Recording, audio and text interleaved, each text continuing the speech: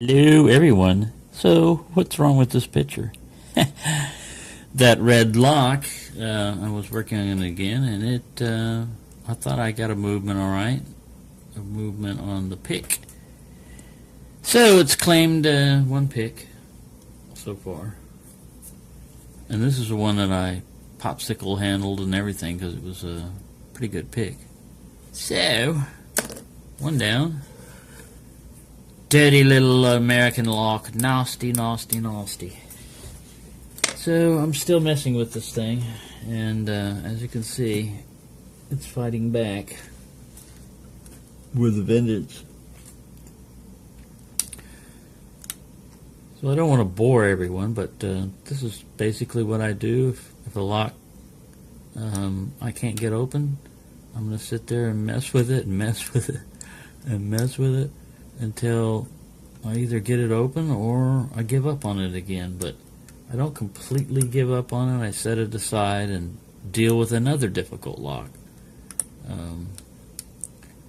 Because the ones that are easy to open, yeah, it's fun, to open up a lock that's easy. But the ones that don't want to open and are challenged, I think that's why we put up with all this torture we put ourselves through, is that reward of finally getting a lock open that has been resisting you for, could be years. In this case,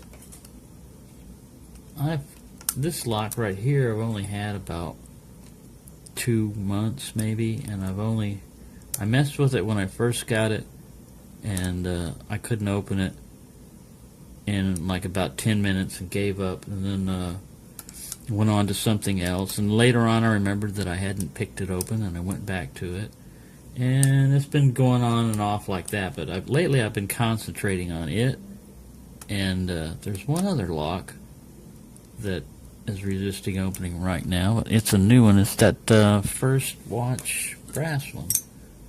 I mean, it's the same kind of lock as the aluminum one that I opened up. It took me like 4 minutes to get that one open.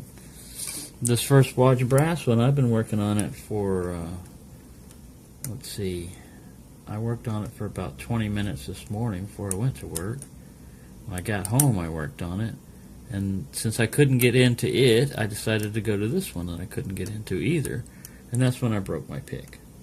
So I decided to go ahead and turn the video on and let everyone see that, this is what happens. You got a favorite pick. Make sure you got another copy of it. If it's something, if it's a commercial one, you can just order another one. But if it's a custom pick, you're going to have to contact the person that made you that pick, or you're going to have to make another one yourself, because you will lose picks. Every once in a while, the lock scores a victory. And this one scored 1 pick so far. It's got a pretty good bidding on it. It's got a very low cut. I don't know if you can see this guy. It's got a very low cut on number 1. And then 2 and 3 are high, and 4 and 5 are also low. So really, I should only have to mess around with the middle section and just touch these other ones a little bit, in theory. But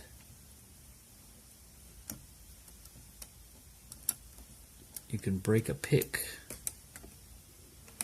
trying to do that. It's not going to stop me. I'm going to keep trying. But I would like to have a success, just so I can set that guy aside as one less thing. And not all Americans pick the same. Not all locks pick the same. I was remembering back when the lock that got me really into lock sport was a Master Lock number 3. 4 pins. I don't remember how many days I was messing around with it, just sitting there in my lap watching TV, playing with it with a Southward pick set. But when I did manage to get it open, I got that thrill and like, oh wow, this is awesome. And it took me 3 hours, and I'm not joking, 3 hours before I could get that same master lock number 3 open again. And you're thinking 4 pins, 3 hours, just random chance you should have been able to get that thing open. But I wish I would have saved it. It got mixed in with all my other, somebody got run over. It got mixed in with all my other master lock number 3s, and now I don't know if I might have even given it away. I don't know. Anyways, I remember the model number, that it was a master lock. So, but you start getting into American locks and better made locks and stuff, and more pins and security pins, and them days of easy openings are usually long gone. You usually have to fight for every opening you get.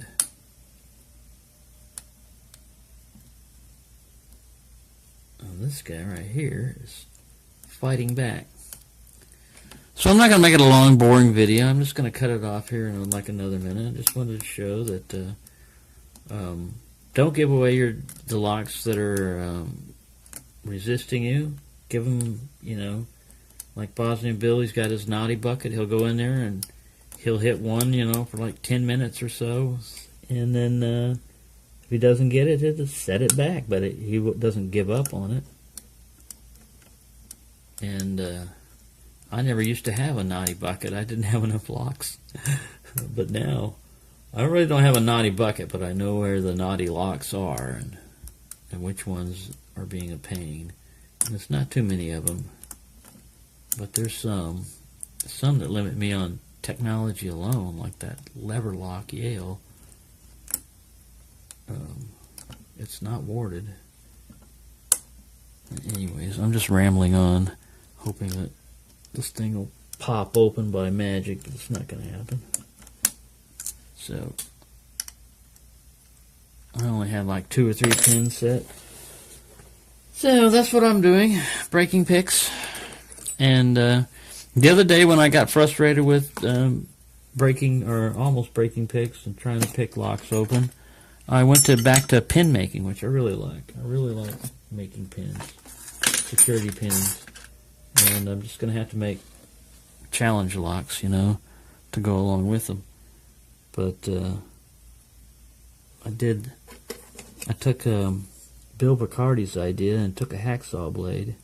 There's a little piece of metal still in this guy, and a metal burr on him. But man, it makes some pretty good, get back there, it makes some pretty good serrations. They almost look like factory when you do them right. See this guy having deburred. But I like that guy. He's like a really razor sharp spool down there, or serration, and then narrow ones. And just trying different things. I just did 2 of these this morning. Just made them up. So I'm going to have to put them in a lock and try them out and see how they feel. But there we go. Hope everyone's having a good time, and sorry to waste your time on another non-opening, but I just wanted to show you, we did have an exciting pick breakage. Well, it was exciting for the lock. It wasn't exciting for me. So I've broken picks before, but it's always a sad day when that happens.